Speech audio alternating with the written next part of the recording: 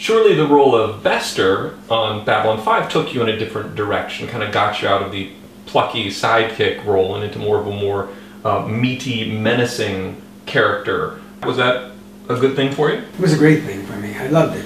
I loved it. I had a great time with it. I got to, almost to play it, over the top, but hopefully with still some sense of credulity. I invented things for every episode, little things. My writer-producer, Joe Straczynski, was very giving, and let me, try and do most everything I had in mind. I loved working with the cast. They were terrific people. We were all in it together. We were a group. I mean, there's always going to be a hierarchy, but the Star Trek hierarchy was really the template, for a caste system. We had the 3 people who were on top, and then everybody else in the secondary roles. Now, do you mean for actual life on set, or do you mean the characters in an episode? Like there was a hierarchy on set, or a hierarchy within each episode that the characters played in? How would you feel if I said both? Yes, definitely. On set, no question, and in the script, the supporting actors were more like movable furniture. They shifted us from one scene to another. We were expository characters. Captain, there's something out there. I don't know what it is. What do you think it is? Well, I think. And then he goes on, and it's personal and it's painful, and we would get all this, lovely, heartfelt emotion from Captain Kirk, and we're going, So, yeah, and as Bester, he was central to the story each time. He was there for a reason. The story moved because of him. It changed directions, whatever. So that was an amazing thing, and I'm really, really pleased that I had those opportunities.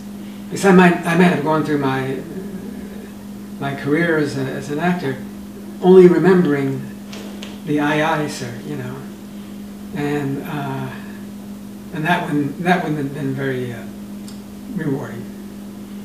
One thing I'm curious about, Walter, is with Star Trek Renegades, I understand one of the goals behind the project is that it ultimately develop into something else, like maybe a studio picks it up, or maybe it's a pilot that gets bought by a studio, or maybe you just end up cranking a couple out every year or something like that. If you had your way, what would you like to see happen with this series and your involvement in it? I'm 76 years old.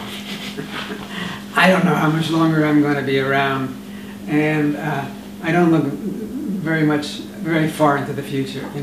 I'm pretty much a day-to-day person. One step at a time. So I really haven't given much thought to where it could go and what could happen with it.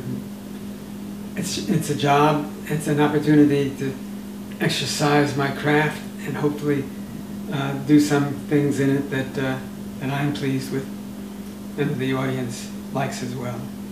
We hung out with Michael Forrest the other day. He's 83, just turned 83. Spry as anything. Yeah, he's a good guy. He's ready to work. And a brilliant actor. He really is. A wonderful guy. Really cool guy. Right. I imagine having been involved in something as popular as Star Trek and then Babylon 5, you're sort of very much in the forefront of the science fiction fandom. What I'm curious about is, what are some experiences that have resulted from that fandom that you didn't see coming? Beyond just participating in the series, did being in them open any doors for you, allow you to participate in something that you would have otherwise never been exposed to? Well, one that comes to mind maybe is Babylon 5. I might not have done that had it not been for Star Trek. But no, I haven't had, it hasn't been a launching pad. It hasn't been a way of my finding other work. Occasionally I worked in other projects, and some of them tangentially related to Star Trek, and some of them having nothing to do with it. but there's no